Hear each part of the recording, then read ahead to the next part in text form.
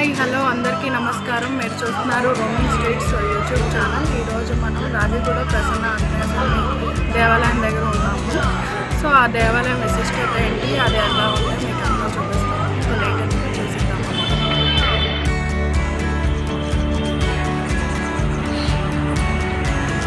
ఈ ఆలయం కొండపైన ఉంది. హనుమంతుడితో పాటు రాముడు, సీత, లక్ష్మణుడు మరియు శివలింగం కూడా ఉంది.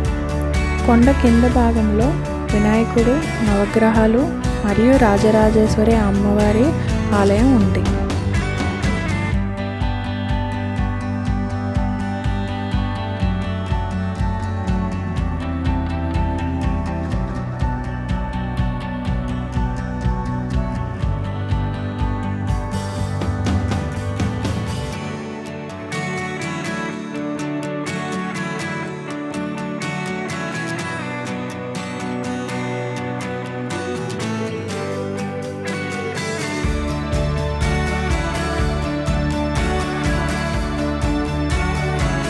స్థల పురాణం ప్రకారం సుధర్మ అనే ధార్మిక మహిళకు రుణపడి ఉంటుంది.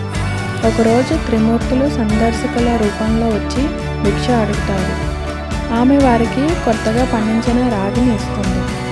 ఆమె అత్తగారు దానికి అంగీకరించలేదు మరియు దానిని తిరిగి కోరుతుంది. ఇది అపవిత్రమైన చర్యని, సందర్శకులకు భిక్షను కోరుకోకపోతే తనకు రాగులు అవసరం లేదని ఆమె చెప్పింది. ఈ కొండ రాగి కొండగా మారుతుంది. చివరికి పవిత్ర త్రిమూర్తులు ఆమె నిస్వార్థ ప్రవర్తనకు సంతోషిస్తారు మరియు ఆమెకు వారి పవిత్ర దర్శనాన్ని మంజూరు చేస్తారు.